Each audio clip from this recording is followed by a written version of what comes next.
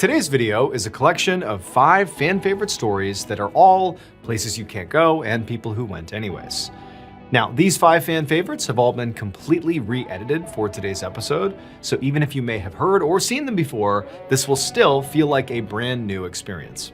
Also, make sure you pay close attention the whole time to what you're seeing on the screen, because at some point in this episode, there's going to be a secret image embedded somewhere on the screen. If you were the first person to see it and comment it and give the timestamp of where you saw it in the video, and if that's correct, we will pin your comment. But before we get into today's 5 stories, if you're a fan of the strange, dark, and mysterious delivered in story format, then you've come to the right place, because that's all we do, and we upload 2, 3, even 4 times every week. So if that's of interest to you, please tell the like button that you made a nice fresh batch of lemonade, but don't tell them it's actually bleach. Also, please subscribe to our channel and turn on all notifications so you don't miss any of our weekly uploads. Okay, let's get into today's stories.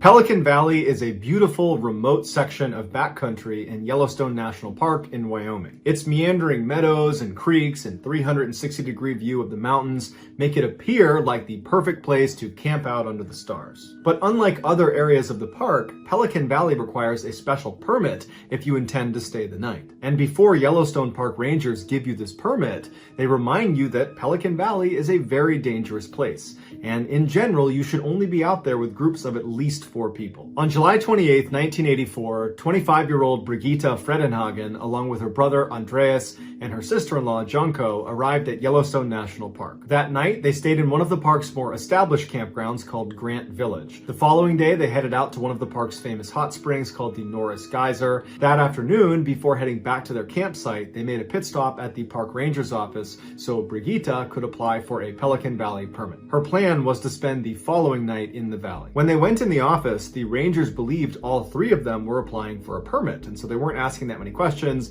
They were just kind of going through the routine. And then when Brigitte said, no, it's just going to be me applying for a permit, they actually immediately tried to dissuade her and said, this is a really bad idea. Nobody goes into Pelican Valley on their own. But Brigitte assured them that she was an experienced camper, she understood the risks, and she still wanted to go on her own. And Andreas and Janko, who were standing behind her, kind of echoed that sentiment and said, no, she's really good. She knows what she's doing. The park rangers were not thrilled with her plan, but they ultimately decided, you know what, if she wants to go, she can go. They just asked her to show them on a map where she intended to camp, so if they needed to, they could come and check on her and make sure she was okay. And so she pointed to a section on the map, and they handed her her permit, and then she, along with Andreas and Janko, left the office and headed back to their campsite. The next morning, the trio got up early and they hopped in the car and drove to the Pelican Valley trailhead. They parked their car, they got out, and they began walking into Pelican Valley as a group. After a few miles, as planned, the group stopped, at which point Andreas told Brigitte that they were going to head back now and that they would meet her tomorrow at the trailhead where they parked the car. They said their goodbyes, and then Andreas and Janko turned around and started walking back towards the car, and Brigitte carried on into the wilderness. The following day, Andreas and Janko arrived at the trailhead to meet Brigitte, but she didn't show up. And after a couple of hours, they grew very concerned, so they called park rangers and asked them, have you seen Brigitte? And they said, no, but we'll go take a look. The area Brigitte had told park rangers she was going to be camping was inside of a densely forested area right next to a large meadow, which meant as park rangers came up to check on her, they would not actually be able to see her until they were practically right on top of her. So the park rangers made their way through the meadow and into the forest before they started yelling for Brigitte, but she didn't yell back, and then at some point they reached the area where she had said she was camping, and sure enough, they found her tent. But it was a very odd scene. When they came up to the tent, they could see there was a big tear in one side. When they poked their heads down and looked inside, all of her belongings in the tent were undisturbed. There was a foam sleeping mat right in the middle, and then to the right of the mat was a flashlight that had been turned off. On the left side of the pad was a tape player with headphones that she must have been listening to before bed. It had been left on until the batteries ran out. At the foot of the pad was her backpack, inside of which were all of her clothes that had been neatly packed inside of Ziploc bags to mask her scent. Also in the pack was a wilderness survival guide with a page flipped down that was a diagram of how to string your food up into the trees so no animals can get to it. The rangers looked looked around the backside of the tent about 2 meters away, and they found her sleeping bag perfectly flat on the ground as if it had been laid out to dry in the sun. But upon closer inspection, they found it had 2 puncture marks, one that was up near the neck of the bag and the other that was near the torso, but there was no blood on the bag. At this point, rangers started to speculate that this could have been an animal attack, but they were confused at the general tidiness of the scene.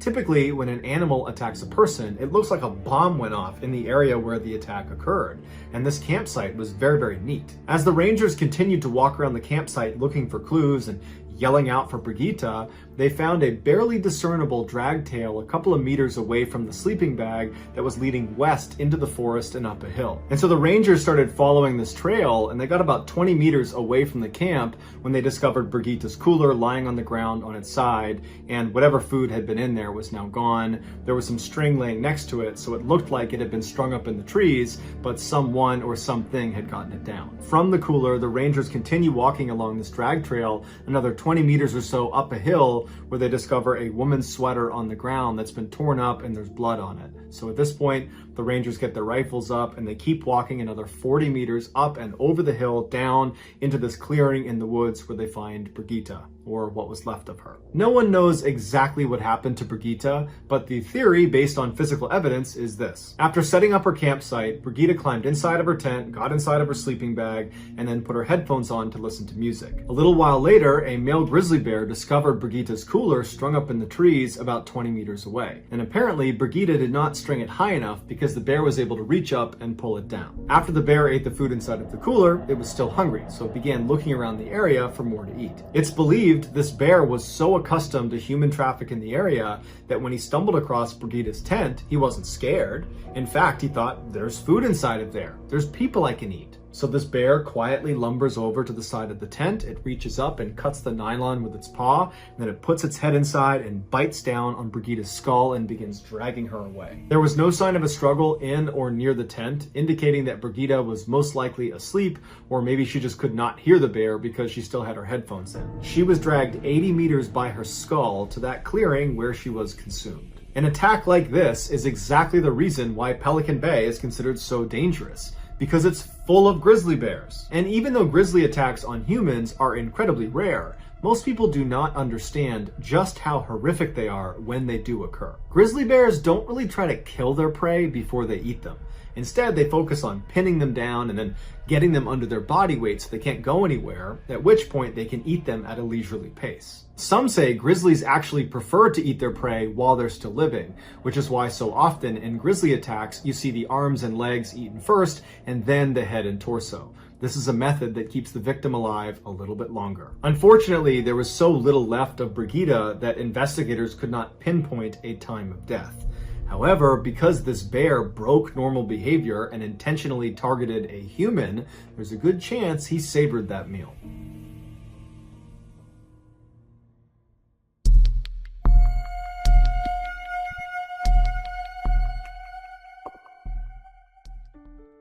On April 28, 2000, a 24-year-old named Yuri Lipsky was standing in front of a cafe in Dahab, Egypt, overlooking the Red Sea. He had traveled all the way to the Sinai Peninsula from Moscow in order to film himself swimming through the Arch, but now it was looking like that probably wasn't going to happen. The Arch is an 85-foot-long underwater tunnel that connects a massive sinkhole right on Dahab's shoreline called the Blue Hole to the Red Sea. To get to the Arch, you need to enter the Blue Hole directly and descend straight down 181 feet, where you'll reach the top of the tunnel on the northeast side. But there's a catch. If on your descent you happen to miss the ceiling of this arch, which apparently it's pretty easy to do, you run the risk of going too deep. Now, going too deep does not mean you're going to miss the tunnel altogether. The arch actually starts at 181 feet, but then goes all the way down to 393 feet. So it's a huge, huge opening. The risk of going too deep has to do with how your body responds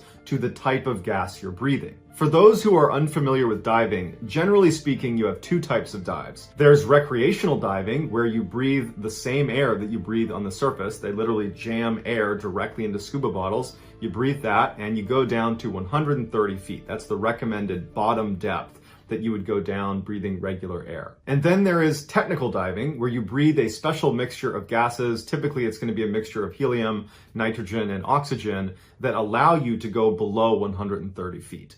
This type of diving is exponentially more dangerous and requires all sorts of additional training. Because the minimum depth you would need to go to in order to access the arch is 181 feet, that puts you well in the technical diving range, which means you should be diving mixed gas and have special training and equipment. But year after year, people try to dive down to the arch and go through it on regular air. And year after year, people die doing it. When your body absorbs too much nitrogen, you can get something called nitrogen narcosis, which is a lot like being drunk. And in extreme cases, divers who get this have been known to remove their mouthpiece and inhale water, believing they are actually on the surface. Below 130 feet, your body absorbs nitrogen much faster, and regular air is a whopping 78% nitrogen. So the risk of getting nitrogen narcosis is exponentially higher if you're breathing regular air below 130 feet. Also, oxygen can become toxic the deeper you go in the water column.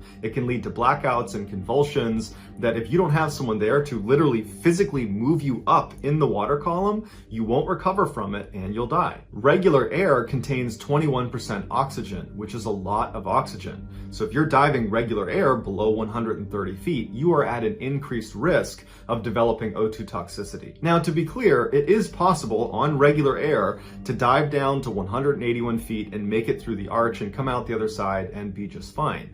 But you're realistically at 181 feet pushing the absolute boundary of what you can get away with on regular air. Below 200 feet, you're probably dead. So if you're attempting to swim through the arch on regular air, you need to be paying very close attention to your depth as you descend so that you don't miss the arch and accidentally drift down below 181 feet to the very deadly 200 feet and beyond. So earlier in the day, Yuri had gone down to the edge of the blue hole and he had found one of the diving instructors that taught inside the blue hole. His name was Tarek Omar, and he asked him if he'd be willing to take him down to the arch to help him film himself going through the arch. And Tarek said, yes, but I need to train you for 2 weeks before you're going to be considered qualified to do that. And you need a special setup with a special gas mixture to do this dive. And Yuri was like, well, I'm leaving in 2 days to head back to Moscow, so I need to do this dive now. Is there any way you can do it today or tomorrow even?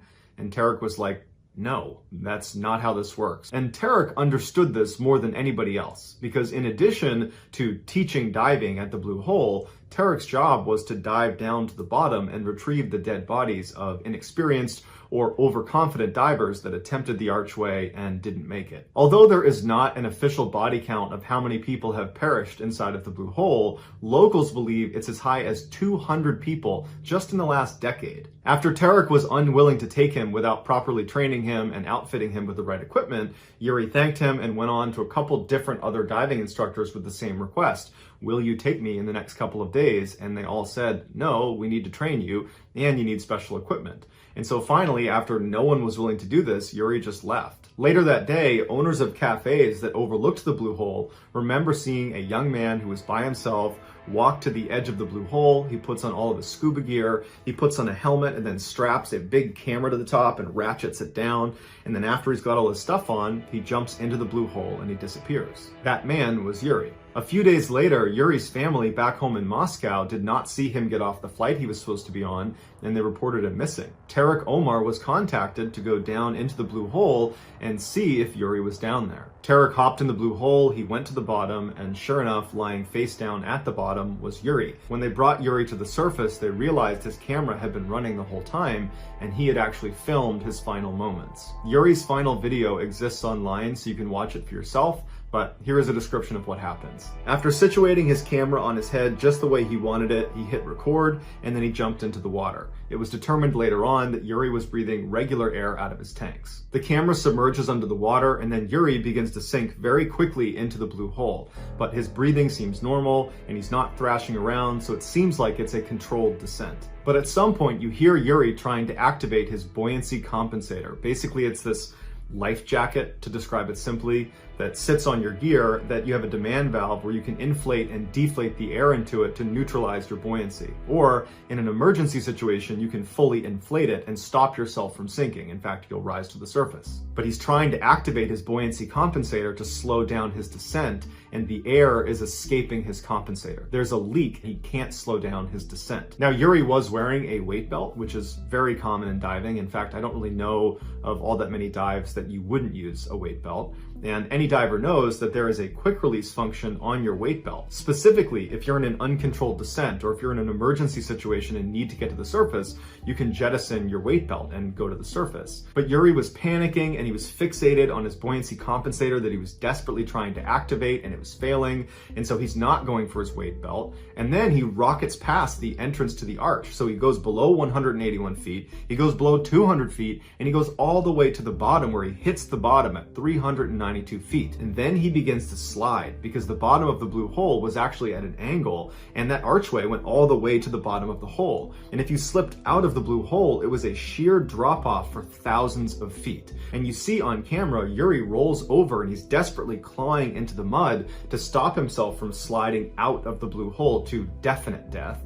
And he's trying to get himself to stop, and finally he anchors himself in the dirt. And it's calm for a second, and he's kind of looking around. It's very clear he's confused, and then it goes still. And it's believed at this point he either removed his mouthpiece because of nitrogen narcosis, he pulled it out and inhaled water, or he was dealing with O2 toxicity and he blacked out and the mouthpiece came out. But either way, he drowned.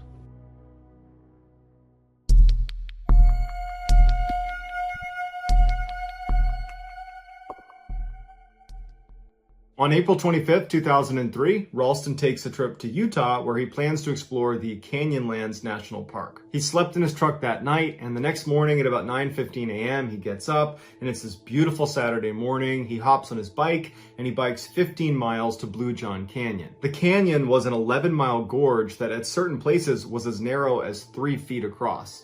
And so Aaron locks up his bike and he begins walking through this canyon. About 6 hours later at 2:45 p.m., Aaron is right at this section of the gorge that's getting really, really narrow, and below him is about 100 feet down to the bottom of the desert floor. He was gonna walk with both feet on either wall because it was so narrow and kind of Spider-Man his way through this section of the canyon. But as he began that maneuver, a huge 800-pound boulder became dislodged above him, and it comes tumbling down, and he barely gets out of the way, but it lands on his arm, and it pins his arm against the wall, and he can't move, and he's suspended 100 feet off the ground, and he's 20 miles away from the nearest paved road. Immediately, he tries to pull his hand free and push the rock off, but it's not going anywhere.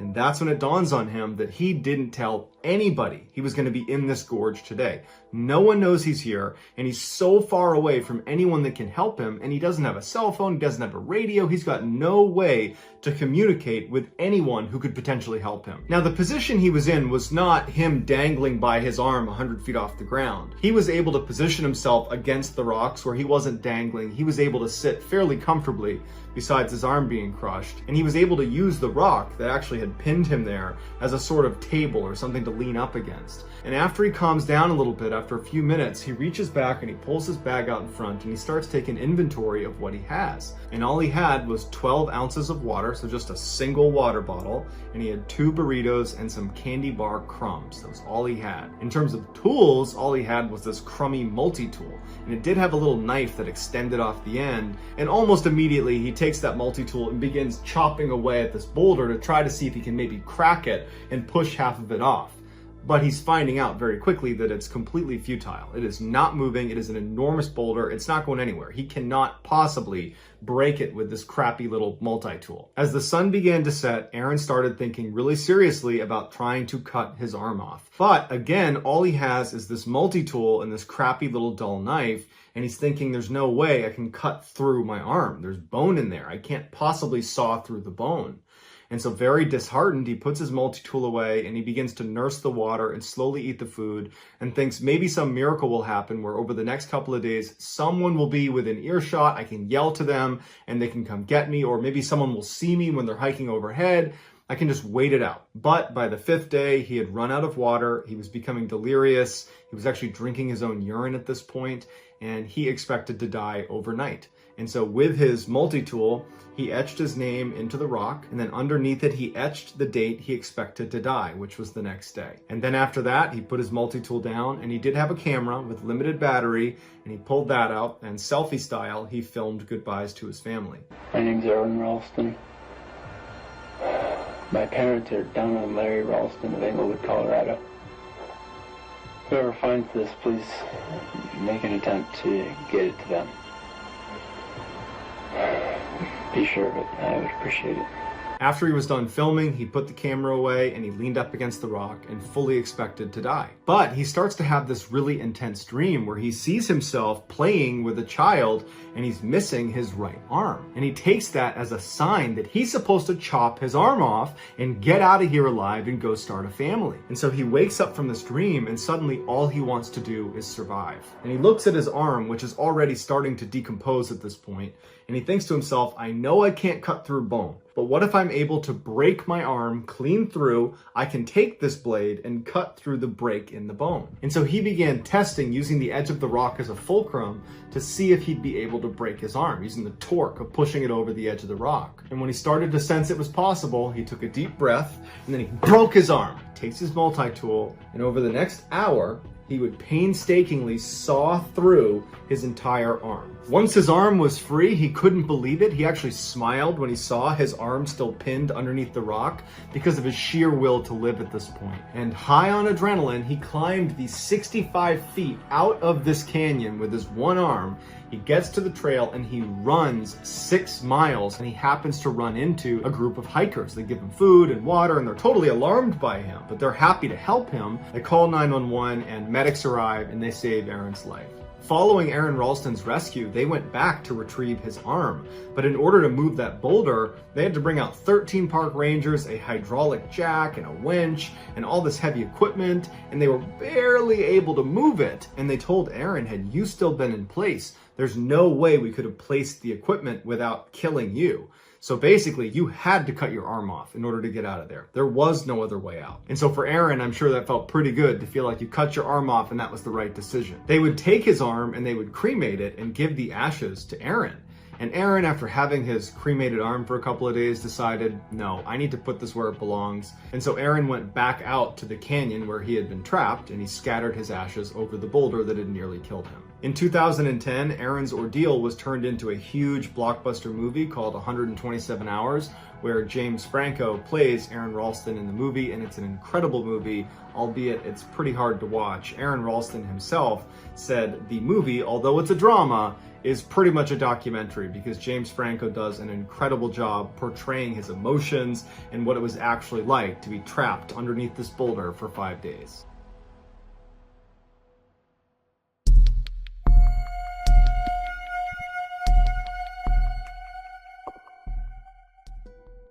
On the evening of October 28, 2006, in a Florida city called Port Richey, a 37-year-old woman named Marisa Weber walked in the front door of her home and called out a greeting to her mom. Her mom didn't call back, but Marisa could hear her in the kitchen making dinner, and so Marisa walked over to say hello. But Marisa only got about 2 feet into the family's very cramped living room when one of their many cats came bombing into the room and nearly knocked Marisa over as it ran past her and ran up to the side of the wall and just stopped and stared at the baseboard of the wall like there was something there. Marisa was totally annoyed by this cat, and as she looked over at it, she knew what it was doing, because lately Marisa had noticed there were clearly rats in her family's home, kind of scurrying around in the ceilings and the walls. Marisa could hear them all the time, and one of their cats was now clearly hunting one of these rats. And this totally stressed Marisa out. She'd actually begun taking anti-anxiety and antidepressant medication largely because of this rat infestation, and really just the fact that Marisa hated living at her parents' home, but she didn't really have the means to go out and live in her own place, which she knew would solve the problem, and so she was just kind of stuck here. And so Marisa turned away from the cat and likely the rat behind the wall, and she made her way through the tight little living room into the kitchen, and she gave her mom a quick hug, and she saw her dad was also in the room as well, and he said hello to her. And then Marisa's mom offered her some food, but Marisa said, you know what, I'm not hungry, thank you, I'm just tired, I'm gonna go to bed. And so Marisa again gave her mom a hug, she said goodnight to her dad, and then she turned, walked up the stairs, and made her way to her bedroom. She went inside and shut the door. The next morning, Marisa's parents got up and they began making breakfast and getting ready for the day, but Marisa did not come downstairs, and so the parents assumed she must have left early for her job. Marisa was a secretary at a waste disposal company. And so the parents just had their breakfast and they too went out for their jobs. And then in the evening, when the parents were back home, Marisa did not come home at the time she normally would after work. But the parents were not actually that concerned right then, because they figured, okay, well, maybe she left early and she came home from work early, and so we just kind of missed her on both ends, and that's why her door to her bedroom is shut. She's just come home early and she's in there and she wants to be left alone. After all, she's a 37-year-old woman. She probably wants her space. But later that night, when still the parents had not even heard their daughter moving around up there, the mother went upstairs and knocked on Marisa's bedroom door.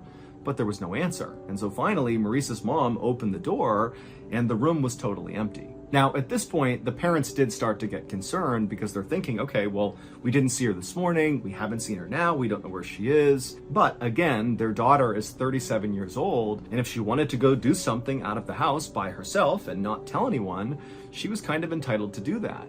And so the parents ultimately decided that they would just let this go for now. And in the morning, they were sure to see her. But the next morning, the parents still had not heard from Marisa, she had not come home, and now they were officially starting to panic. In particular, the mother was worried that Marisa might have been kidnapped or something going to or coming back from work, because Marisa was only 5'3" tall and maybe 100 pounds, so she was really small. And so Marisa's mom called her other daughter, Gina, in a total panic, saying, your sister, she's missing, we don't know where she is, she might have gotten kidnapped, come over and help us figure out what's going on. And so Gina came over to the house, and when she came inside, she told her parents, let's stay calm here. Marisa, she's 37, I'm sure she's fine. Let's search the house and see if there's some note or something from Marisa explaining where she is and what she's doing. And so the family searched the whole house, starting with Marisa's room, but they couldn't find anything that gave them any clues about what happened to Marisa. But they did eventually find Marisa's purse that was still in her room, and when they opened it up, they saw her wallet was still inside. And so that sent up a huge red flag for the family. They're thinking, why would Marisa go anywhere for an extended period of time without her wallet? That made no sense. And so at this point, the family did call the police, and they reported Marisa missing. But the police got nowhere on the case, and so on November 9th, so 12 days after Marisa had said goodnight to her parents, gone up to her room, and then vanished, the family was at a total loss for what to do. But Gina, Marisa's sister, had begun to think to herself, hey, it's possible that Marisa, who was not doing well mentally, she was very unhappy, she was totally stressed out about this rat infestation, which really highlighted the fact that she was stuck at home with her parents at 37 years old.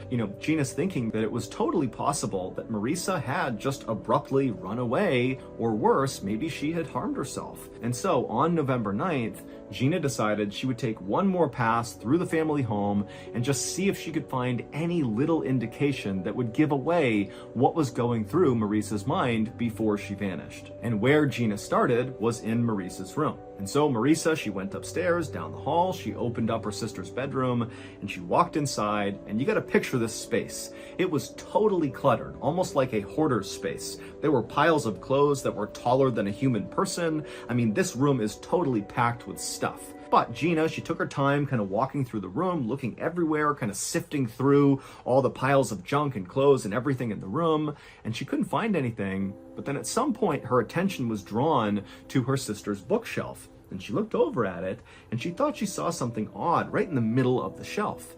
Now, Gina had a flashlight with her, and even though the light was on in the room, she still lifted up the flashlight and turned it on and shined it at this thing in the middle of the bookcase. And when she saw it, she screamed. Based on Gina's discovery, here is what happened to Marisa Weber on October 28th, 2006, the night she disappeared. That night, Marisa had come home, she saw her mom and dad in the kitchen, she was offered food, she turned it down and said, I'm tired, I'm going to bed. She went upstairs, she went into her room, closed the door, and sat down on her bed. Then Marisa grabbed a pill bottle next to her bed, which contained morphine and codeine, which are two very powerful painkillers. They're opiates, so highly addictive.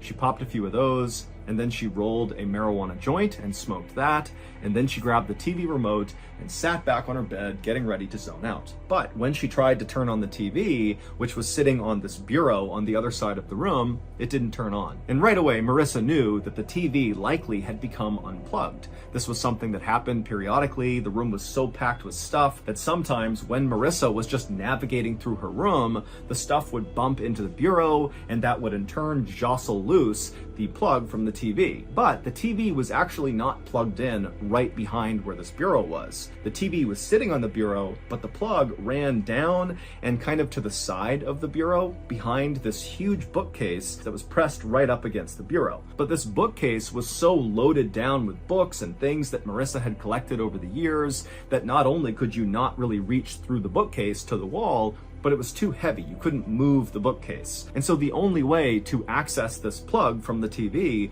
was to climb on top of the bureau where the TV was and kind of reach back and grab the plug behind the bookcase and plug it back in. And so Marissa, who was likely beginning to feel the effects of all the drugs she had taken, climbed on top of this bureau and she reached back behind this 6-foot-tall bookcase and she began trying to grab the plug, but it was just out of reach. And so she leaned farther and farther and farther until she finally grabbed the plug. But when she managed to plug it back into the wall, she slipped forward and fell headfirst into this tiny space behind the bookshelf and the wall, and she got pinned upside down. Now, we don't know why Marissa didn't begin calling out for help.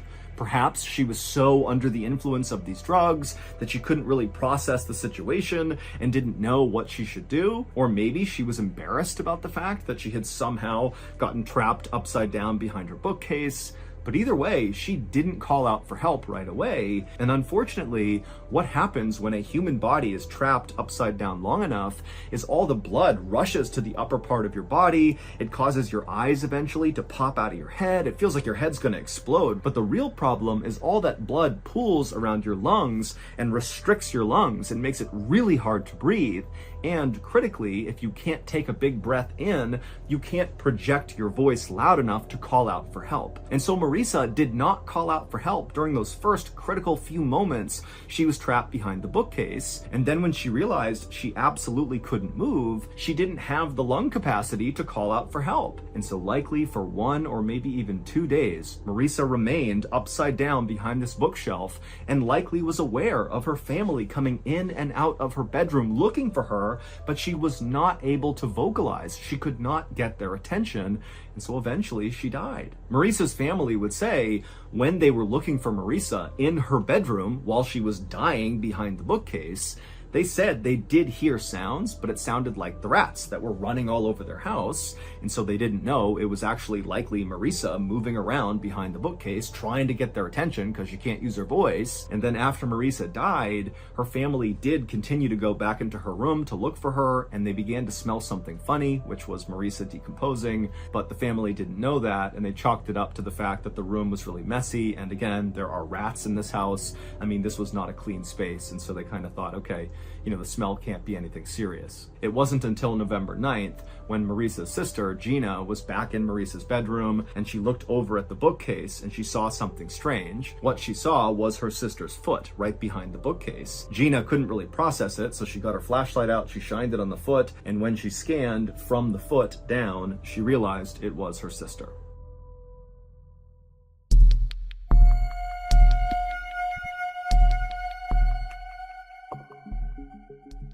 On the morning of June 25th, 2007, a 28-year-old man named Mike Barnett woke up to the sound of pounding rain on the roof of his home, which was located in Hull, which is a city in northern England. Mike groaned as he rolled out of bed. It had been raining like this for the past month, and he and the rest of the people in Hull were just totally over it. But another reason he groaned is he knew that he would have to go to his job at a tropical fish store, even though he was not scheduled to work that day. There was a street right behind the tropical fish store that always completely flooded out from all these debris getting clogged in the drain, and the owner of the tropical fish store, so Mike's boss, who was an elderly guy, he would always go out and try to clear the debris himself, and Mike just knew, he really needed help, and today he knew his boss would be out there, and so he just felt like it was his responsibility to go in and help him clear out the debris. So Mike got dressed, he had some breakfast, and then as quietly as he could, he slipped out the front door. Mike was careful not to make too much noise because he didn't want to wake his dad, who he lived with. Mike and his dad had always been very close, but after the death of Mike's mother, he and his father had become even closer, and so they actually really enjoyed living together.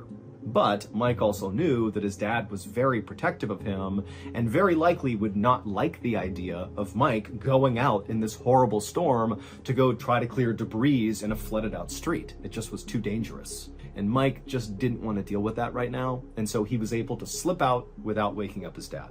Mike hopped in his car and he drove to the fish store, and as soon as he got there, he hopped out, he went around to the back side of the shop, and sure enough, the entire street out back was totally flooded. Clearly, debris had blocked the drainage system. Now, Mike's boss was not out there yet. Mike could see him inside the shop, kind of going about his morning, and so Mike, without even going inside, just began wading into the water to begin clearing debris.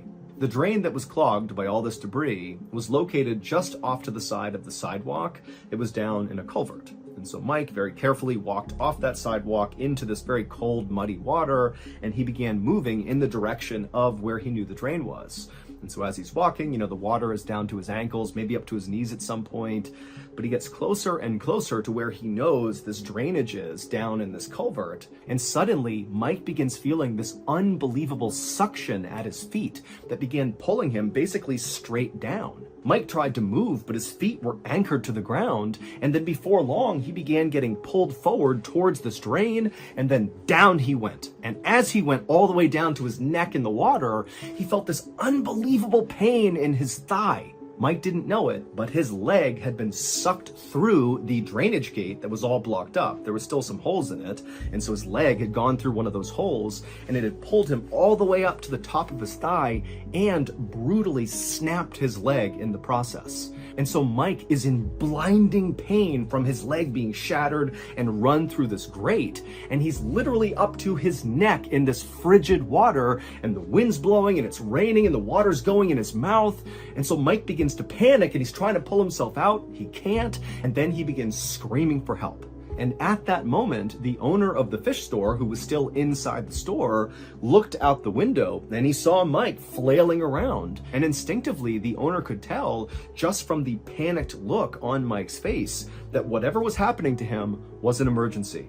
And so the owner just picked up the phone, called the police, and after telling them what was happening, the owner ran out to Mike. When the first police officers arrived on the scene, Mike was still in the water up to his neck, and the shop owner was right next to him. And the police officers, they assessed the situation in front of them, and they thought, okay, clearly this guy, Mike, is trapped in the water. This is serious, but we can pull him out. That's the obvious solution here.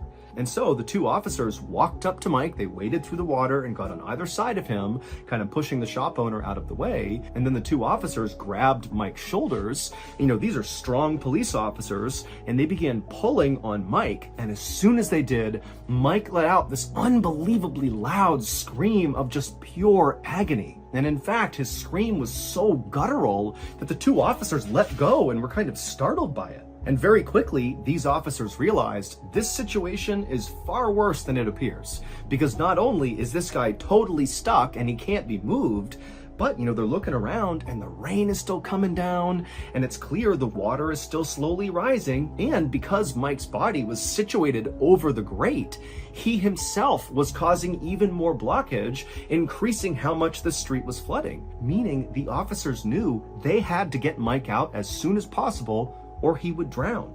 But over the next several hours, more police officers, firefighters, EMTs, Good Samaritans, everybody showed up on the scene, and there were so many attempts to get Mike out of the water, ranging from trying to cut the grate, but the water was too muddy so nobody could see through it, and the water was so strong that nobody could set the bolt cutters on the actual grate. And then at one point, they even tied a winch around Mike and tried to pull him out with a Land Rover, but every intervention failed.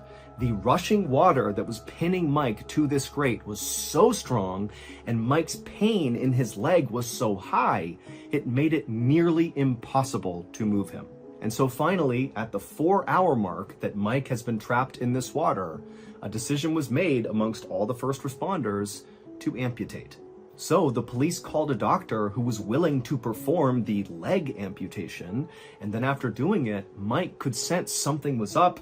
Clearly it's not going well. And he began frantically asking the police and all the first responders, when are you going to get me out of here? When are you going to get me out of here? And they just kept telling him, soon, Mike, hold on, it's going to be okay. Meanwhile, the owner of the shop at this point had called Mike's dad to tell him what was going on. And so as all these people are waiting for this doctor to show up to cut Mike's leg off, Mike's father shows up and basically barrels through the crowd and starts screaming, "I'll get my son out of here." But as soon as he saw his son, he was totally taken aback. Mike was up to his chin in water. There was a diver behind him in the water with him, holding him up, barely keeping his head above the water. Mike's face was totally pale and his eyes were totally unfocused, and he had this weird blank expression like he wasn't even there. And then a second later, a whole wall of police came running up to Mike's dad to stop him from getting any closer, and they told Mike's father they were doing everything they could to try to get his son out, and for now, they told him he just needed to go home. And so even though Mike's dad did not want to abandon his son, he could tell with all these police standing there in front of him, there was no way he was going to be able to go up there with his son. And so he would turn around and head back home without even speaking to his son.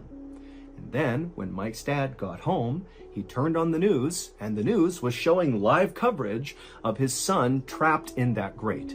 And just a couple of minutes later, Mike's dad would watch his son die on the news. By the time that doctor arrived with that special saw to cut off Mike's leg, it was already too late. Mike had passed away from hypothermia. Thank you so much for watching. Let me know what you thought of today's episode in the comments. And remember, we have hundreds of videos for you to binge right now. But if you're looking for a recommendation from me of that one video that's worth your time, well, it's this one right here. So give it a watch. All right, until next time, see ya. Today, we have a very special bonus video for you guys. It's a collection of 5 fan favorite stories that show adventure often comes with a price. Now, these 5 fan favorites have all been completely re-edited, so even if you have previously maybe seen or heard them before, I promise you, this is going to be like a whole new viewing experience. But before we get into today's 5 stories, if you're a fan of the strange, dark, and mysterious delivered in story format, then you've come to the right place because that's all we do, and we upload 2, 3, even 4 times every week. So if that's of interest to you, please sneak into the like button's house and pull out their very best button-up shirt and go ahead and remove all the buttons. Also, please subscribe to our channel and turn on all notifications so you don't miss any of our weekly uploads. Okay, let's get into today's stories.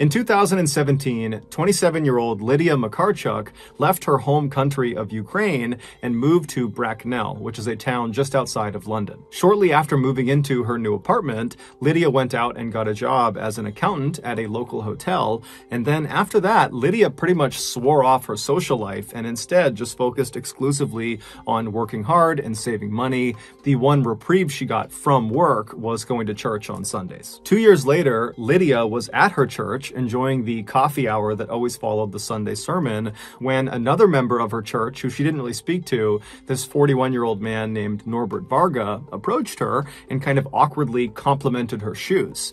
And she was so flattered by this that it opened up a friendly conversation between the two of them. And during this conversation, Lydia was pleasantly surprised to find out that Norbert was an expat too. An expat is someone who lives outside of their native country. Norbert had moved to the UK in 2018, so that's 1 year after Lydia had moved to the UK, and he came from Hungary, which shares a border with Ukraine.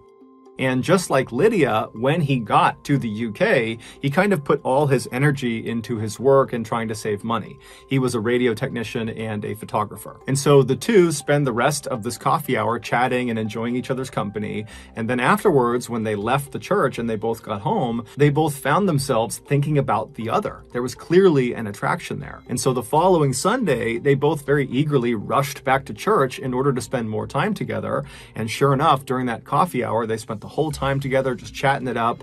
And then afterwards, they exchanged phone numbers and made plans to get together outside of church. They were going to go on a date. And so the rest, as they say, is history. 2 years after Norbert complimented Lydia's shoes, they got married in Bracknell. And while the wedding was great, unfortunately, none of Lydia's family members, who were all in Ukraine, none of them could attend the actual wedding. And so the newlywed couple decided the way they would handle that is their honeymoon would be spent in Ukraine. That way Lydia's family could celebrate their wedding as well. For a variety of reasons, this honeymoon trip to Ukraine kept getting pushed back, but finally in September of 2021, everything lined up, everyone was available, and so Norbert and Lydia rushed to the airport and they hopped on a flight. And during this flight to Ukraine, Lydia remembers being so excited specifically about her husband finally getting a chance to spend some time with her 29-year-old younger brother Miroslav. Lydia was very close with her brother, and so it mattered to her greatly that he and her husband had a good relationship. But to that point, because of the great physical distance between the UK and Ukraine, the two had really not had that much interaction, and so they really didn't know each other very well. And so this trip was really important to Lydia, and Miroslav, he really picked up on that because he put together this camping trip for the end of their stay in Ukraine, where he knew he'd be able to step aside with Norbert and chat with him and get to know him a little bit. And so that was kind of like the fail-safe, where if he and Norbert did not get a chance to speak all week because they were visiting with so many people, they would have a chance to at the end of the week on this camping trip. So after a few hours of flying, Lydia and Norbert touch down in Ukraine, and they make their way to Lydia's family's house where they're going to be staying for the week. And that night, and for the next several days, the couple was swamped with several family reunions and meetups with old friends that hadn't seen Lydia in years. And so Norbert and Miroslav were not getting any time to themselves, and Lydia really knew that. And so she and Norbert began looking forward to this camping trip because that not only represented a kind of peaceful break from the chaos of all these reunions, but it also did represent the one chance they knew Miroslav and Norbert would get to interact with each other. And so finally, September 15th, the end of the week, it came, and it was time to go on this camping trip. And so Lydia and Norbert and Miroslav and 9 other family members, they all packed up their tents and their camping belongings, and they loaded up a couple of cars, and they drove over to the base of the Carpathian mountain range. This mountain range, which stretches for nearly 1,000 miles across Eastern and Central Europe, are very popular amongst tourists because it's stunningly beautiful. Everything is green and lush, and there are these crystal clear lakes and breathtaking waterfalls and all these amazing animals running around, and there's no mosquitoes, and they have these really cool hikes that bring you up to these very impressive overlooks. And so that night, Miroslav had made reservations for this one campsite, this very popular campsite that was up in this clearing, not too far up the mountain, and it had this great view down to the forest below, and because it was in a clearing, it had this unobstructed view up to the sky, where in this area, you could look up and just see stars in every direction. And so when Lydia and the rest of this group arrived in the parking lot of this mountain range, they were all really excited to get up to this campsite and just enjoy being there. And so they park their cars, they get their gear out, they find the trailhead, and then they begin hiking up the mountain. And about 2 hours later, they arrive at this clearing. They find their campsite, which was marked by this small fire pit underneath a couple of trees. And so they go over and they set their tents up, and some people go out and get some firewood. And then before long, a fire was made, and this group of 12 people that had not seen each other in so long, they just sat down and began enjoying each other's company. They put tea on, they were swapping stories. It was really just this wonderful time. And then around 8 p.m., the sun started to set, at which point this huge group just stopped and enjoyed this beautiful sunset. And then once the sun had gone down, there were 2 kids that were there on this trip, and so they were put to bed in their tent. And then the remaining 10 adults just kind of hung out by the fire and enjoyed each other's company. And it was actually during this second half of the night that Norbert and Miroslav finally really got a chance to just chat with each other. So for about an hour, they were talking to each other, and Lydia is just watching this happen, and she couldn't be happier. This is like the perfect ending to this trip. And then around 9 p.m., Norbert stands up. Lydia sees him stand up, and he tells the group he's going to run back to his tent, which was a ways away from the campfire, and he was going to get his camera. And so Lydia said, okay, no problem. And she remembers watching him walk off into the distance, because when you're at the campfire, if you're looking away from the campfire, everything is pitch black in that direction. And so she watches him disappear into the darkness, and then she and her brother and everyone else just kind of turn back towards the campfire. And then all she remembers about what happens next is she heard a whistling sound. And at first it was very faint, but it started to get very, very loud. And when it got loud, she tried to kind of figure out where it was. But before she could, suddenly something hit her in the face, predominantly hit her in the nose. And as soon as it did, she went blind, she went deaf, and then she felt herself on the ground, and she has no idea what's going on. And all she can remember thinking is, oh my God, something horrible has happened to me. I might die. I don't know what's happening, but I might die. And so she started praying for herself to survive whatever was happening to her. And then her hearing started to come back just a little bit. Her vision was still totally blurred. She could only kind of tell where the fire was because it was bright, but her hearing, it started to come back. And that's when she heard moaning coming from somewhere near her. And so she's thinking, okay, whatever horrible thing has happened to me has happened to other people too. And so instead of just praying for herself, she began praying for everyone who was at this campsite.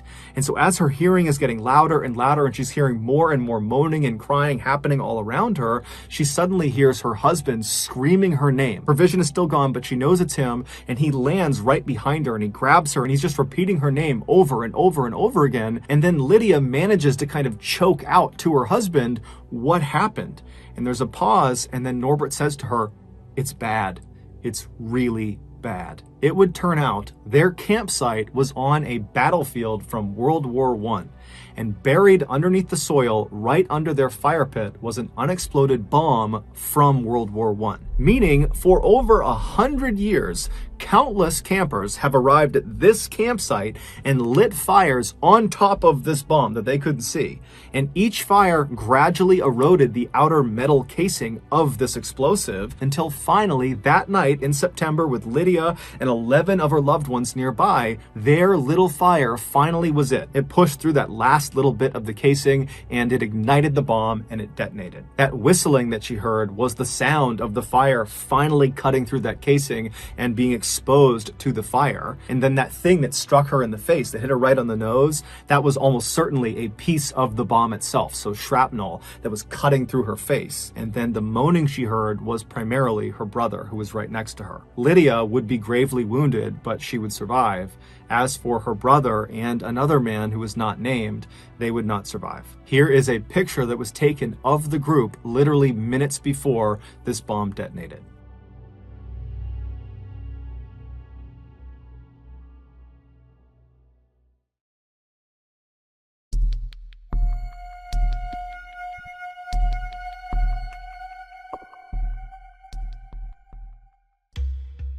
At 11:40 a.m. on December 21st, 2003, three young men who were longtime childhood friends hopped in a truck and began traveling south.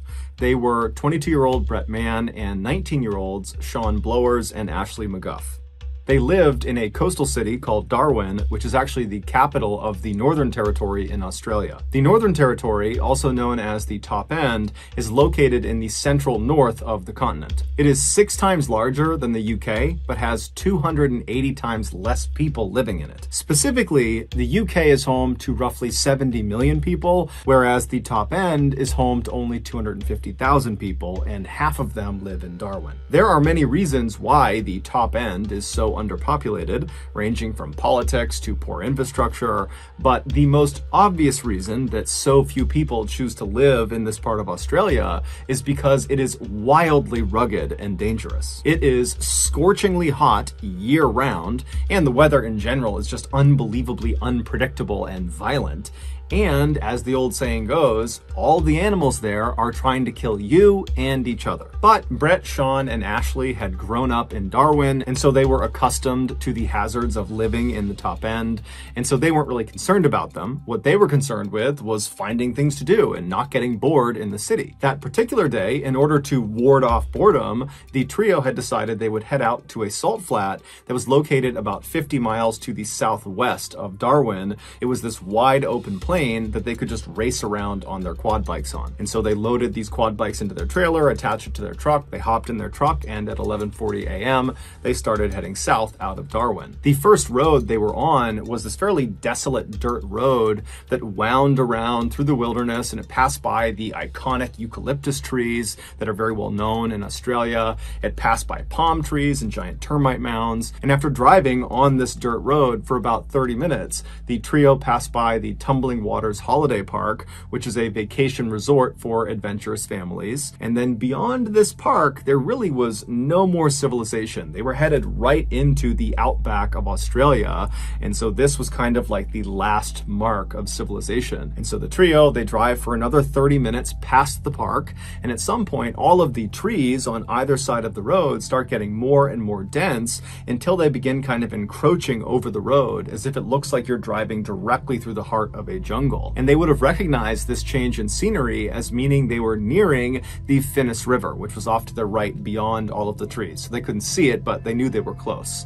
And the Finnis River was not a huge waterway. It was a 30-mile stretch that ran east to west through the top end. And what it was known for was being very brackish and dark. You could not see into this water more than maybe an inch or two, so it almost appeared black. And so the trio continued driving along through this kind of jungle atmosphere until the left side of the road began to thin out again, and then it eventually revealed the salt flats up to their left. And so at that point, the trio pulled off on the right side of the road where the vegetation was still very thick. And then the trio hopped out of the truck, they went around to their trailer, they dropped the gate, and one by one they pulled their quad bikes off, and then each of them hopped on and drove out onto the flats. That day, the flats were actually very muddy because it had recently rained really heavy in that area. And so the trio spent just as much time racing each other on the flats as they did trying to drive close to each other and spray mud on each other. And so for hours, they were out there having a great time. And then at 4:30 p.m., they decided it was time to call it a day. And so they drove back over to the truck. They drove their quad bikes up onto the trailer. They locked it. And then they were about to get into the truck to head back home when one of them suggested, hey, let's head down to the water and rinse our clothes off and get all this mud off of us. Now, you need to understand, in the top end, the place you want to spend the least amount of time in is the water. People in the top end assume that in any natural water body that is not clearly designated as a swimming area has at least one animal lurking in it that will kill you. This is a literal precaution people in the top end take. And so this section of the Finnis River that these three friends were thinking about going and jumping into and washing off inside of, this was not a clearly designated swimming area, and so it should be avoided. But you need to remember, these three guys, they grew up in the top end. They were used to living in this kind of wild area, and they'd also come to the salt flats so many times over the years, and they had jumped into the Finnis River before to wash off and go swimming, and nothing had ever happened. And so really, the idea that the Finnis River could be dangerous to them, it didn't really cross their mind. They felt like, you know what, we've been there, done that, nothing's gonna happen to us.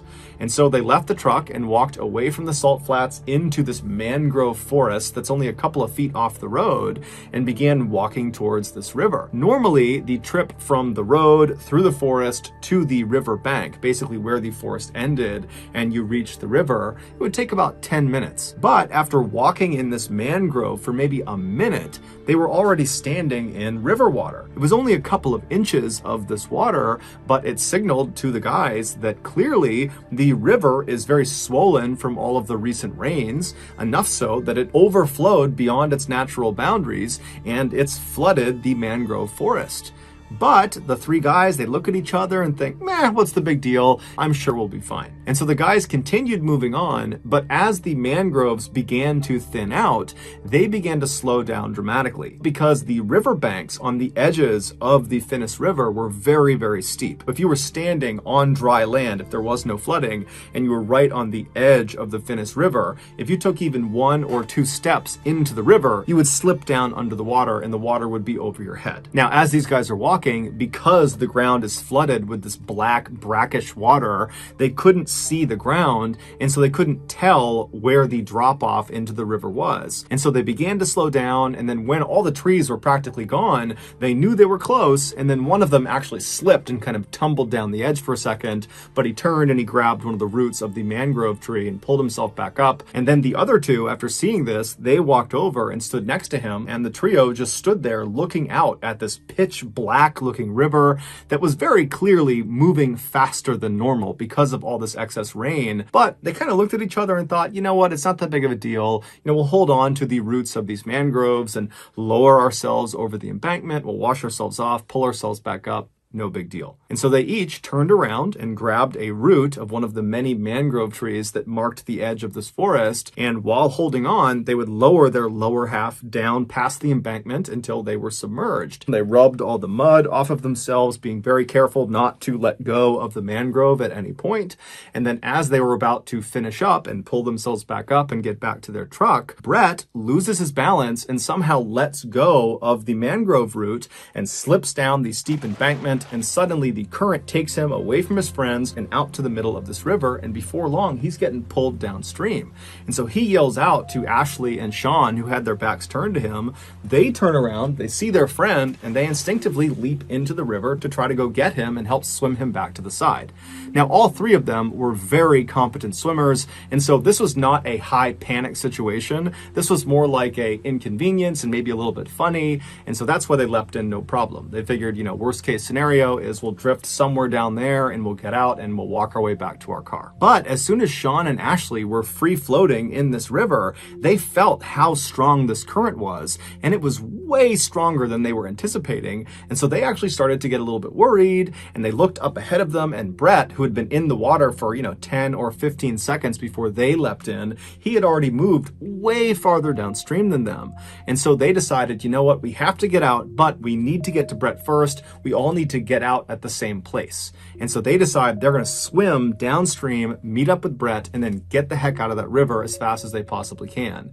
And so they yell out to Brett to, hey, we're coming to get you. And they start swimming as fast as they possibly can. And with the help of the current, they manage to get all the way up to Brett relatively quickly, maybe a couple of minutes. And when they reach him, Sean and Ashley go in front of Brett. And then the three of them, they stop actively swimming and they allow the current to just kind of carry them downstream. And as they're drifting, they begin scouting the left side of the river for a solid clump of mangrove trees they can swim into, because unless there's something to grab onto on the edge of this river, they can't pull themselves out. And so at this point, the trio is definitely uncomfortable being in the water because of how strong that current is, but they're confident they're going to find a viable landing spot and they're going to get out of here and it will be a great story. And so Sean is in the front, Ashley is right behind him, and then Brett is behind Ashley. And they're all about an arm's length away from each other. And they're drifting down this river for a couple of minutes. They're looking on the left side for a viable landing spot. And then all of a sudden, Ashley just yells out, hey, I see something in the water. We need to get out. Find the nearest tree. Get out, get out, get out. And so Sean, he starts panicking. He doesn't even turn around to see what's going on behind him.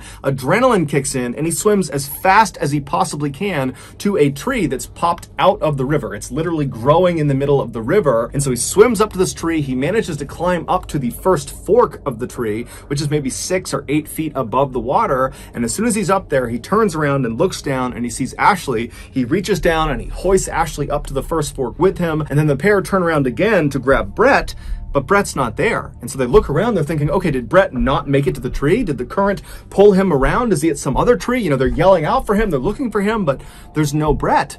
And so they're talking to each other, Ashley and Sean. They're saying, hey, did he call out? Did you hear something? Did he give some indication about where he was going? And they're saying, no, I don't know where he is. And so they start climbing up the tree a little bit and trying to look down and up the river to see if maybe they can see him. And then all of a sudden, Sean notices something yellow flash beneath them in the water. And so he looks straight down and he sees this yellow thing down there. And so he nudges Ashley and he says, look. And so Ashley looks down, and as they're looking, they're about 10 feet off the water at this point. They see this yellow thing start rising up to the surface. Now, the water is so dark, they really can't tell what anything is unless it is at the surface. And so they're watching this yellow thing, and suddenly it comes out of the water, and they see it's Brett. He's got his yellow jacket on. That's what they saw. and Brett is in the mouth of a 13-foot long saltwater crocodile. He is face down and his left side is being held in this animal's mouth and he's not moving. And so Sean and Ashley are so scared, they're just frozen. They're just staring at this monster that's in the water, that's holding their friend underwater, and they can't do anything about it. And for 2 minutes, they just stand there looking at this animal, wondering what's going to happen. And for those entire 2 minutes, the crocodile stared right back up at Ashley and Sean as if it was showing them what it was going to do to them once they got in the water. That I've done this to your friend, I'm getting you to as well. And so they're staring at this animal when suddenly it just kind of goes underneath the water back down into the black abyss, and it, along with Brett, just disappear. Ashley and Sean are so terrified that they can't even grieve for their friend. They can't feel sad for him. It's like they just go into survival mode. And without saying anything to each other, they just start climbing up this tree as fast and as far as they possibly can. And they only manage to get up maybe a couple more feet to 2 more branches. One's at about 10 or 12 feet off the water, and the other is at about 15 feet off the water. And so Sean makes it onto the lower branch, and then Ashley makes it onto the slightly higher branch. And then once they're situated on their branch and one arm is firmly wrapped around the trunk of the tree, they're able to kind of breathe for a second and take stock of their situation. And even though, of course, the elephant in the room here is that their friend was just eaten by a crocodile, but it's like they can't process that yet. Instead, they start talking about, okay, well, our families, they're going to recognize our absence and they're going to tell the police, and the police are going to launch a search and they're going to come find us. Both of them were confident, or they acted confident, that that was going to happen, but they also knew that there was no timeline for this. It could be hours or days until this actually happened. And so as these two teens are sitting on their branches, the reality of their situation really started to come crashing down on them. Because yeah, they're safe in this tree, but how long can they possibly stay in this tree for? I mean, eventually they're going to need to fall asleep. And if they fall asleep, are they going to fall out of the tree and land in the water with this crocodile? I mean, they just didn't know how this was going to turn out. And so as the two began comforting each other, reassuring each other that, oh no, it's going to be just fine. Someone's going to find us tonight or tomorrow. We'll be just fine. As they're doing that, Ashley suddenly stops talking to Sean and just looks straight down. And so Sean realizes what Ashley's doing, and he matches his gaze. And he looks straight down, and at the base of their tree, in that black water, is the 13-foot long saltwater crocodile. It's back, and it no longer has Brett in its mouth. They have no idea where Brett is. He's just gone. Saltwater crocodiles are considered the most aggressive and dangerous crocodiles in the world.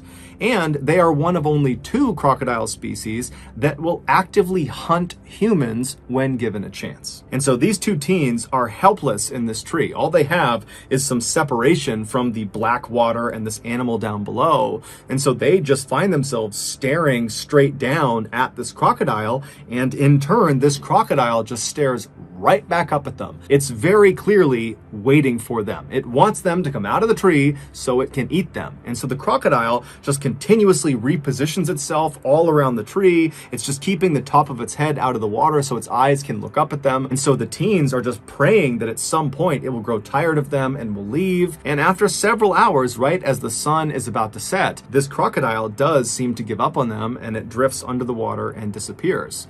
After a couple of minutes, Sean, who was on the slightly lower branch, decides he doesn't want to be any closer to the water than he needs to be, and he's going to climb up to Ashley's branch. And so he very carefully stands up on his branch. He makes sure he's got solid footing, and then he reaches up and he grabs a branch with his right hand, and he kind of tests it, and he feels like it's pretty sturdy. And then he puts all his weight on it and tries to reach for another branch when this one breaks. And as soon as that branch broke, Sean tumbled 10 feet into the water. And so he hits the water, he goes all the way under, he sinks a few feet under, and immediately he's turned around and he's trying to swim as fast as he can to the surface, and he's just expecting at any moment this crocodile is going to bite him. He gets to the surface and he looks around. It's a little bit dark, but he can immediately see his tree, and he realizes the current has pulled him away from his tree.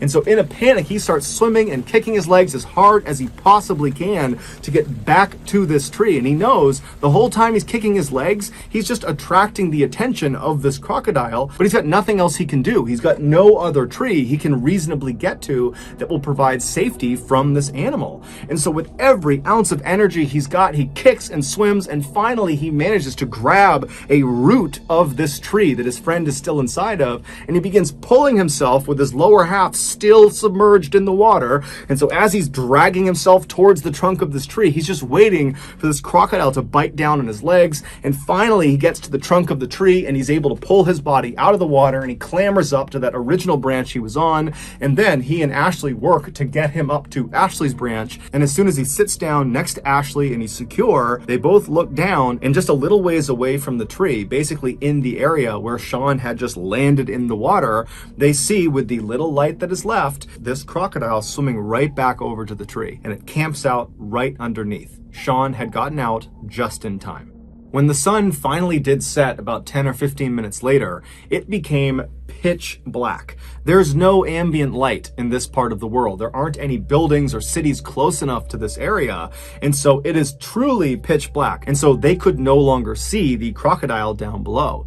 But they knew it was there because periodically they would hear it repositioning itself right underneath them. Also, because it was so dark, the two teens could not actually see each other. And so they began holding on to each other, and then anytime either of them moved, they would announce their movement to the other, just so they knew they had not fallen asleep and were not falling out of the tree to a horrible death. And so a few hours went by like this, where it was silence with the exception of the sounds of this crocodile repositioning itself periodically. A little after midnight, a huge storm rolled into this area, and it began absolutely downpouring, and the raindrops that were hitting the river were so loud that the teens could no longer hear the sound of this crocodile, and so they had no idea if it was still down below them or not. But every time lightning would strike, it would illuminate the sky for that flash of a second, and in that flash they would look down and there would be the crocodile. After several hours of this super intense downpour, the two teens also started to become concerned that all this additional rain could raise the water level of the river all the way up high enough that this crocodile might be able to jump out and reach their legs. But because it was so dark, they couldn't actually see the top of the water, and so they had no way of knowing if the water levels were actually rising or not. And so they both kind of sucked their legs up onto this branch and tried to make themselves as small as they could while still remaining anchored to each other and also to the branch. And that's how they sat for the next several hours, just hoping they would survive the night. Finally, when the sun came up that following morning, the teens immediately noticed that the crocodile was still right below them, just lurking at the base of the tree waiting for them. And they also noticed the water level of the river had clearly come up quite a bit. And so if they weren't rescued soon, there was a good chance that another heavy rainstorm, that crocodile would be in range of them, and there was nowhere they could go. They were as high up as they could get. Not to mention the fact they were hypothermic, they were weak, they were tired, and if you fall asleep, you're gonna fall in the water. And so the two teens, they knew they did not have much time left. Luckily, at 10 a.m. that morning, they heard the sound of a police officer who was out in the mangrove forest. It turned out their families had recognized their absence. They had called the police, and that morning a search had been launched. They had found their truck and then had been walking down the river yelling out to them, and then they finally did find them. Initially, when they located these two teens stuck in the tree, they called in a helicopter to hover over them and lower down a ladder that could climb back up. But when the helicopter got close to this tree, the rotor wash from the spinning blades, it practically blew the boys out of the tree, and this crocodile was still in the water. The rescuers could see it, the boys could still see it, and so there was this fear that the helicopter would literally send them into the water to their death. And so they had to abandon the helicopter approach. However, the blades of that helicopter did ultimately scare this crocodile, and the crocodile swam away. And so as soon as the helicopter was off station, they had a boat come in, and the boat got right underneath the two boys. They jumped down into it and they were brought to safety. The two boys were brought to a hospital where doctors determined they were physically okay, but both of them were severely traumatized from what they had just been through. As for Brett, despite an exhaustive search of that river, they never found his body or any of his clothing or any belongings he had on him, and they never found the crocodile that killed him.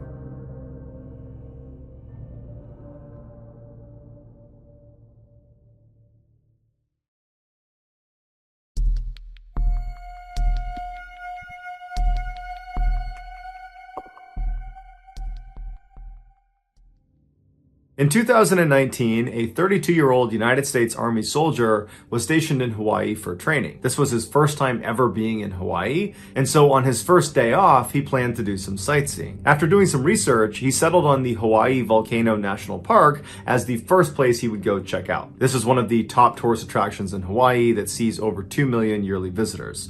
One of the main draws of this particular park is that it's home to one of the world's most active volcanoes, the Kilauea, that has been erupting consistently almost every year since 1983. On the evening of Wednesday, May 1st, John finally was given some time off, and so he hopped in his rental car and he made his way out to the park. When he got there, he was pleasantly surprised to see that it was not crowded in the least, most likely because he was there midweek. And so he paid his entrance fee, and then he started walking up a trail that would bring him up to this overlook that overlooked the caldera. The caldera of a volcano is the actual crater, the inside of the volcano where the actual lava comes out of. At the time John was at the park, the volcano was not actively erupting, and so there was no pool of lava inside of the caldera. However, the surface of the caldera, which was 300 feet below this overlook where John is, the surface was still 2100 degrees Fahrenheit, causing these massive steam clouds to billow up from it pretty much constantly. And so when John actually reached this overlook point and was looking out into the caldera,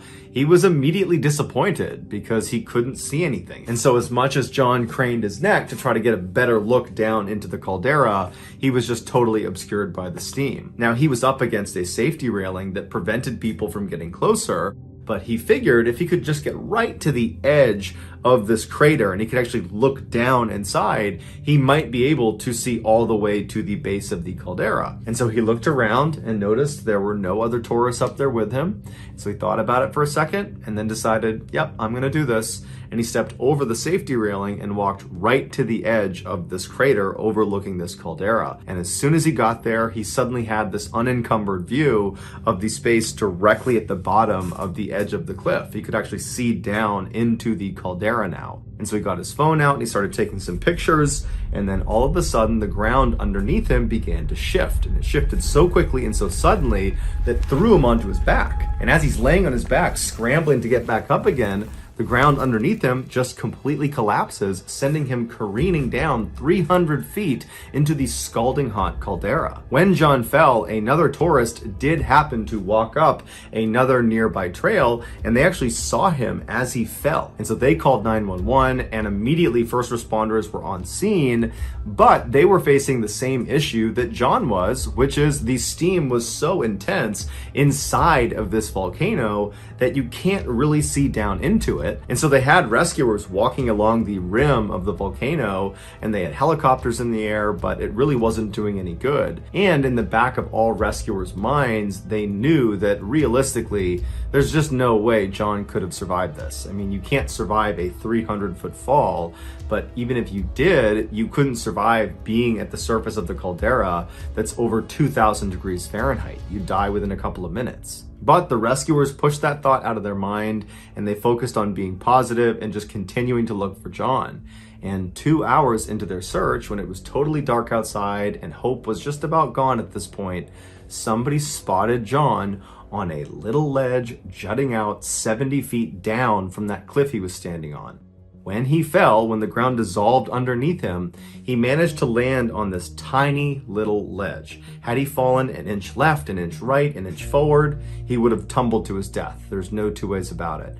But he landed perfectly on the one ledge that could have saved his life. But he was so badly injured, he couldn't climb back up again. However, rescuers were able to rappel down to him, put him in a harness, get him back up, and he was able to make a full recovery.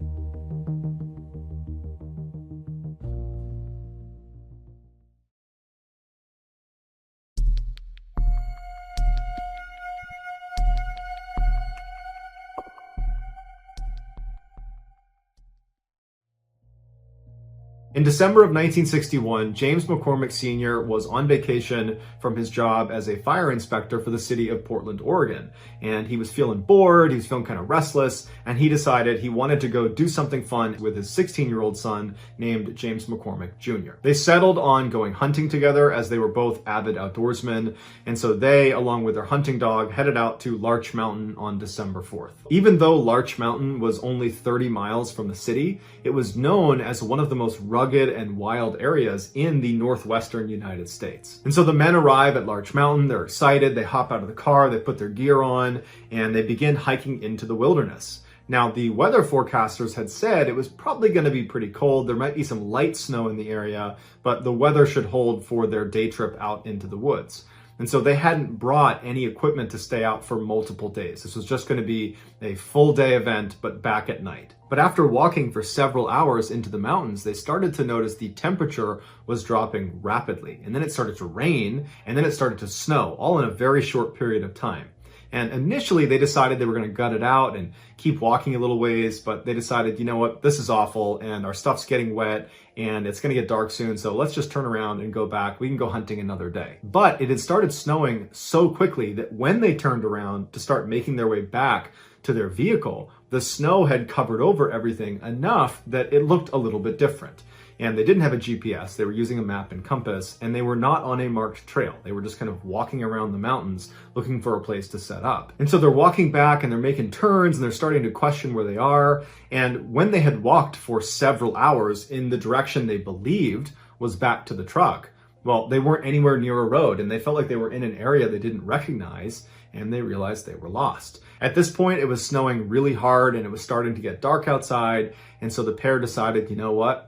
We got to stay out for the night. We're not going to find our vehicle tonight. It's too dark and we don't know where we are. So let's camp out for the night and tomorrow we will find our vehicle. But remember, they didn't have any equipment to stay out for the night. All they had was their warm clothes, but they didn't have a structure to protect them from the elements. And so they decided their best bet was to climb up into a tree, because at least that way they're off the ground, they'd protect themselves from predators potentially, and the branches of the tree would kind of protect them a little bit from the snow and from the freezing rain. So that night, James Sr., James Jr., and their dog, they huddle in this tree. It's a totally sleepless, miserable night as they're just destroyed by snow and freezing rain and wind. And then finally the sun comes up the next morning and there's a glimmer of hope, although it's still absolutely dumping snow on them. But they're thinking to themselves, this is going to make a heck of a story when we get back. And so they climb out of the tree, they stretch, they kind of, readjust themselves, and then they begin walking in a direction that they think is the direction towards their vehicle. And for several hours, they're just kind of walking, hoping they're going to run into this road, and they don't. And at some point they realize once again that they are in the same position they were in the day before. They don't know where they are. And now they've walked even farther, potentially in the wrong direction. And so they stop for a second and James Sr. pulls out his map and he's trying to make sense of where they might be. He's looking around. He's trying to terrain associate to see if he can figure out if there's a specific way he should be going. When his son, who was a really tough kid, didn't complain about anything, he said to his dad, I'm feeling delirious. I feel like I can't think straight.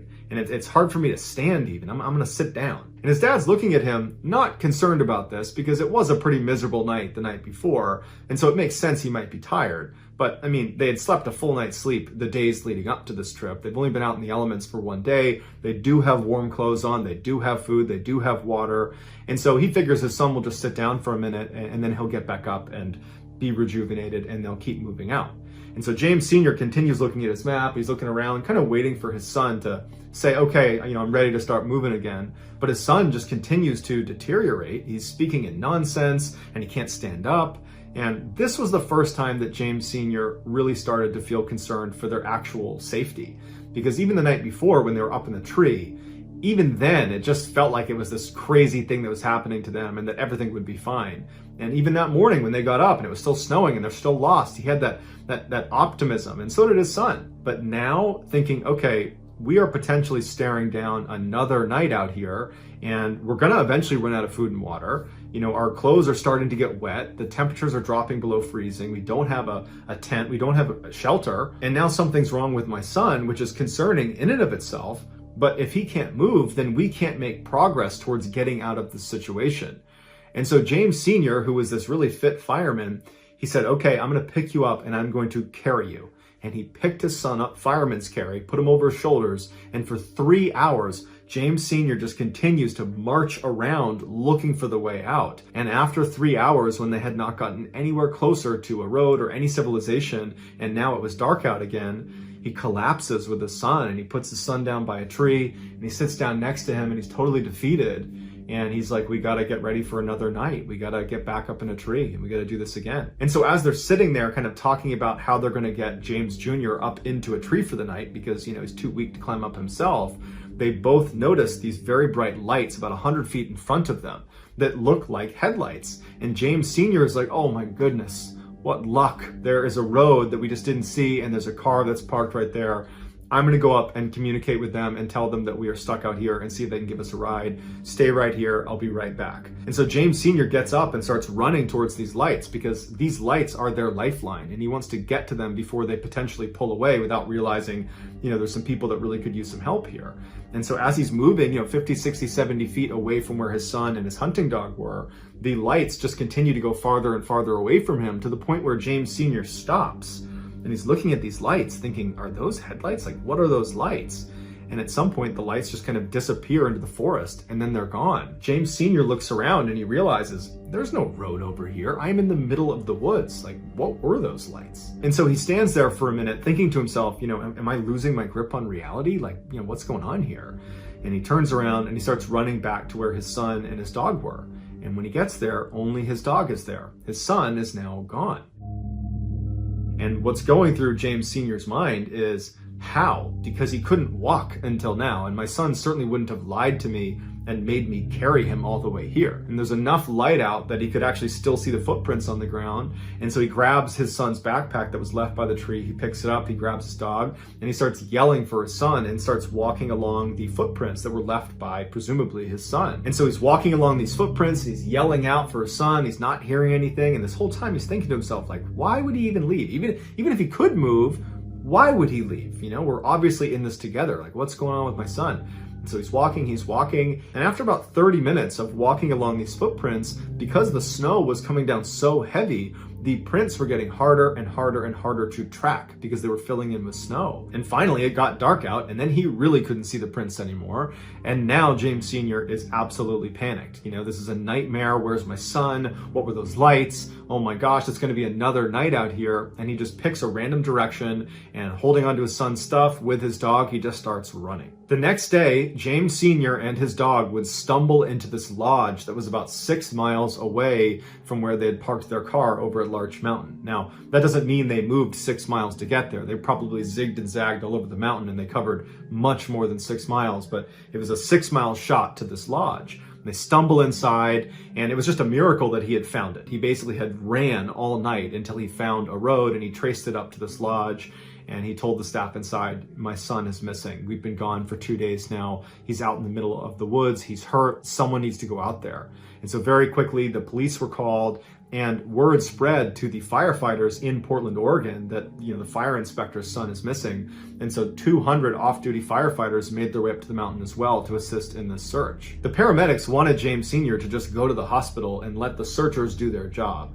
But James Sr. was not about to leave his son, and he refused medical attention, and he went out with the first group of searchers. And somehow he was able to get them to the rough area that he was able to recognize as, roughly where his son had been sitting when he went missing. They searched that area and very quickly found James Jr.'s glasses case, as well as his boots and his socks, but no James Jr. Later in the day, though, they would find James Jr. He was about 1,000 feet away from where his boots and his glasses case were found at the bottom of this cliff, and he was deceased. Now, initially the thought was, well, he must have gotten confused and walked away from where he had been told to sit and fell off this cliff. But they determined he did not die from the fall off this cliff. He had made his way down to that cliff and then died of exposure. So how was James Jr. able to suddenly be able to walk again?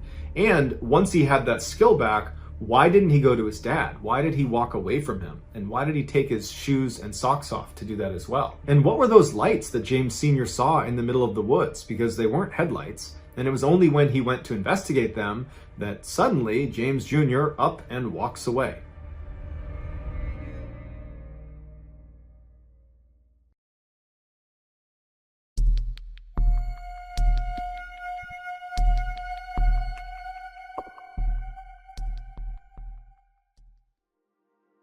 When most people picture Russia in their minds, they picture European Russia, which is literally the part of Russia on the western side that sits in Europe and is by far the most populated part of the country.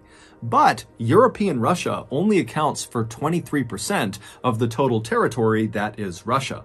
The other 77% is to the east of European Russia. It starts at the Ural mountain range and it extends all the way over 5 million square miles to the Pacific Ocean. And this vast, mostly forested expanse, which is 50 times bigger than the entire United Kingdom, is called Siberia.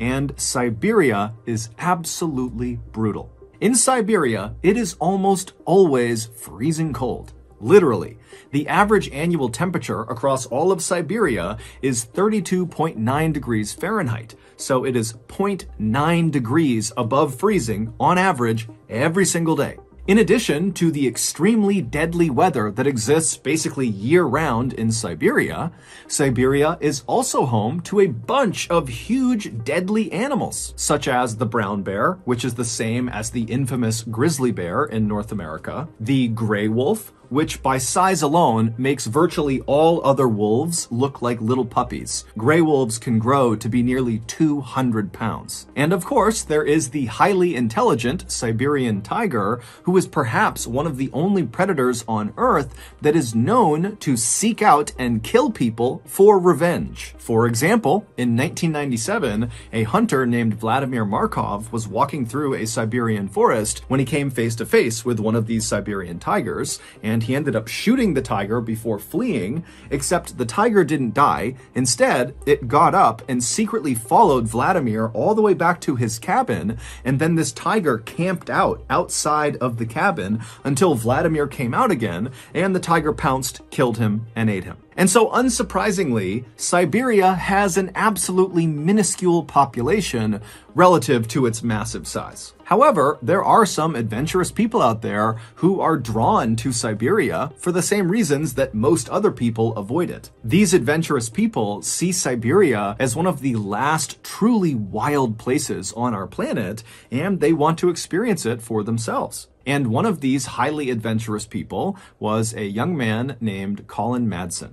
Colin, who came from a very successful American family, was a big outdoors enthusiast who at some point in his youth began researching Siberia because he fell in love with its rugged natural beauty. He quickly began researching not only Siberia, but Siberian culture and Russian culture, and also at some point he became fluent in the Russian language. Then, in 2013, when Colin was 22 years old, he left his home in Missouri and moved to Siberia. He settled in one of Siberia's few population centers, a city called Irkutsk, which is located in the southeast of Siberia and right along the edge of Lake Baikal, which is the world's deepest freshwater lake. Colin's Siberia plan was twofold. He would go to school while he was there, and he would go out and explore. And at first, his plan went perfectly. He was accepted into Moscow State Linguistic University in Irkutsk, and very quickly he made friends who were eager to accompany him on his adventures out into the Siberian wilderness. From his arrival in Siberia in 2013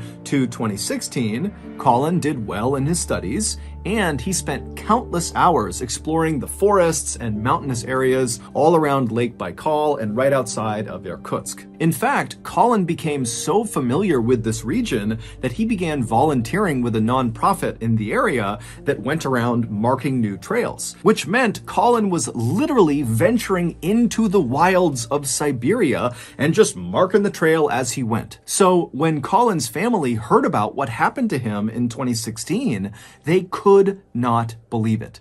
In March of 2016, Colin and 3 of his good hiking friends, one was American and 2 were Russian, decided they wanted to go on a hike together. They settled on hiking to the summit of Love Peak, which was a mountain located a few hours away from Irkutsk in a small village called Arshan. This hike was nothing compared to the gnarly Siberian wilderness hikes all 4 of these guys had been on before. The trail that led up to Love Peak, it was fairly steep, but it was incredibly well marked, and all 4 of these guys had hiked it several times before. However, because Colin and his friends were so experienced at hiking in Siberia, they knew that even the easiest hikes needed to be respected, because Siberia was still Siberia. There were dangers that lurked everywhere. And so the men called ahead to the village of Arshan, and they rented one of these small rustic cabins that's in the village that sits right at the base of Love Peak, and it's kind of tucked away in this forest. And so this cabin would serve as their sort of base camp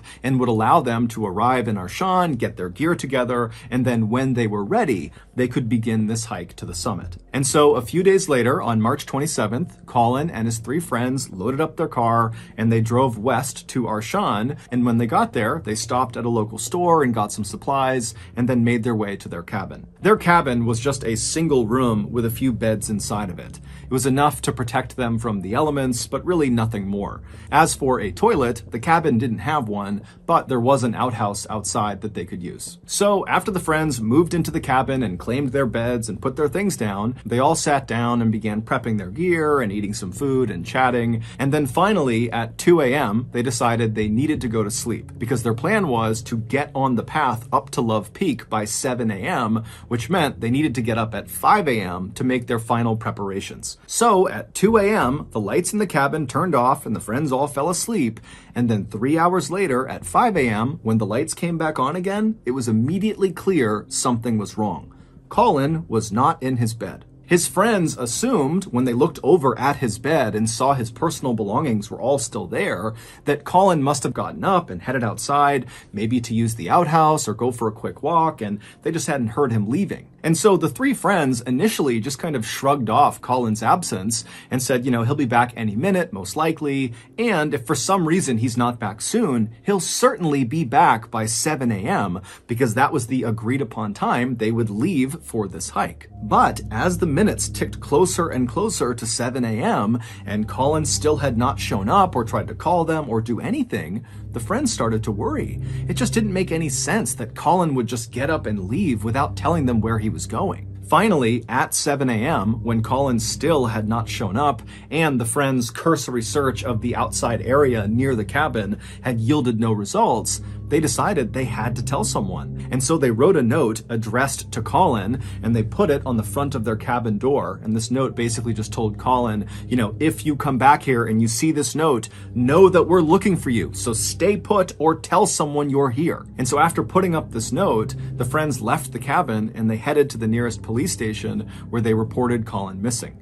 The police would eventually launch this huge search in and around Arshan, both in the forested area right around the village and then also up into the mountains near Love Peak. But despite this huge effort, no one could find Colin, at least not at first. On Monday, April 4th, so 8 days into Colin's disappearance, a group of searchers were looking in the forest about 1 mile away from the cabin where Colin and his friends had been staying. And they look up ahead and they see there is this clearing and there's something in the middle of it. And so the searchers begin moving their way towards this clearing, ducking under branches and stepping over brush. And when they get close enough, they can see Colin is in the clearing and Colin is deceased.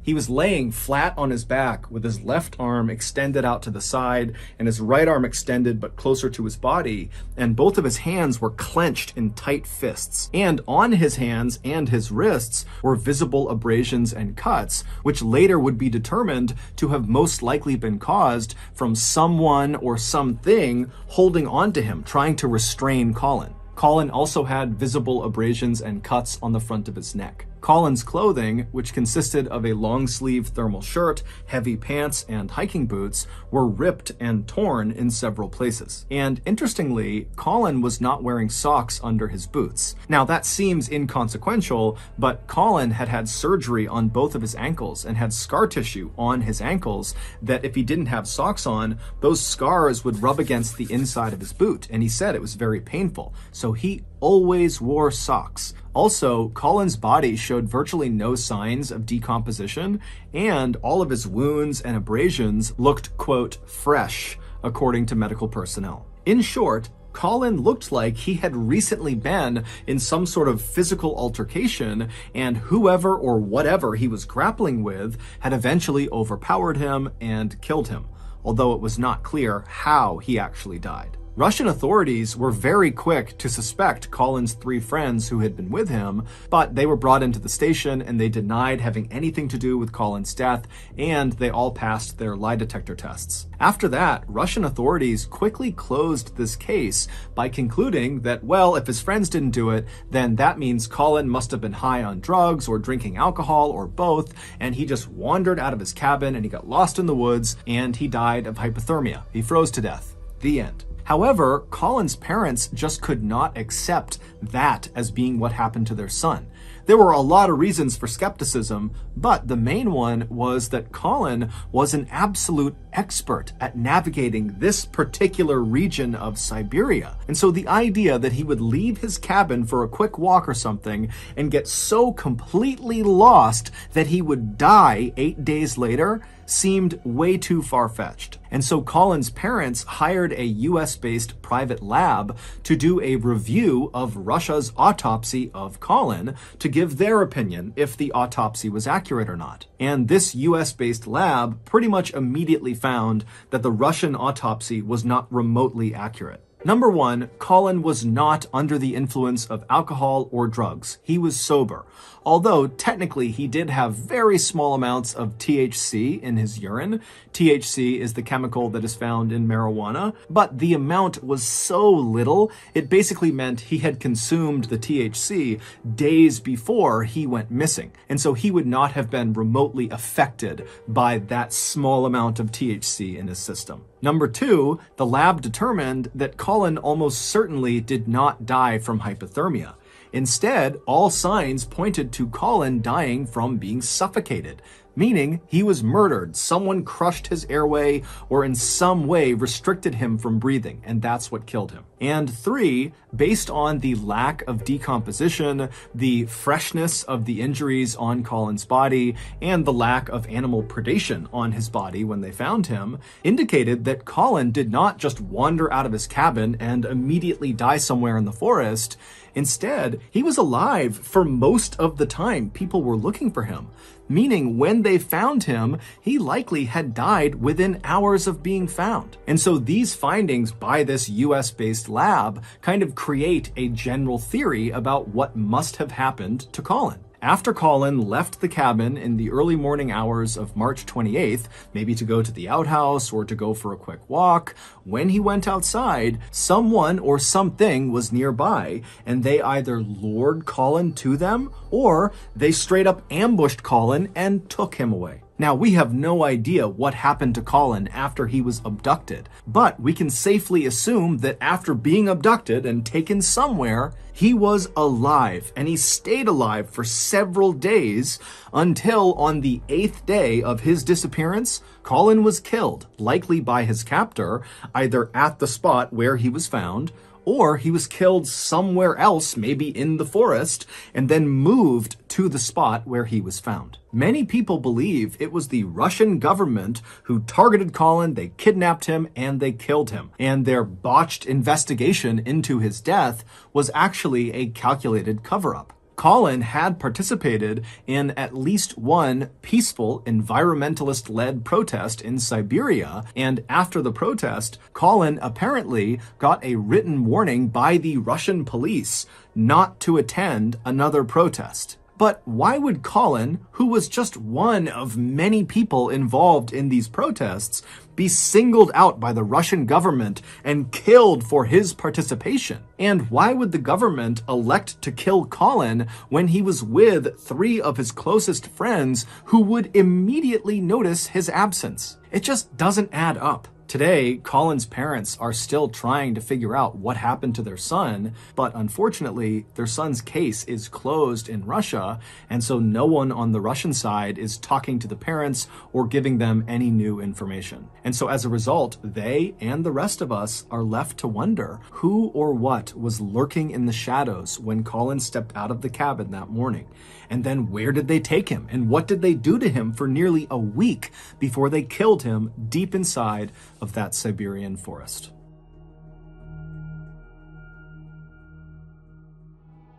Thank you so much for watching. Let me know what you thought of today's episode in the comments. And remember, we have hundreds of videos for you to binge right now.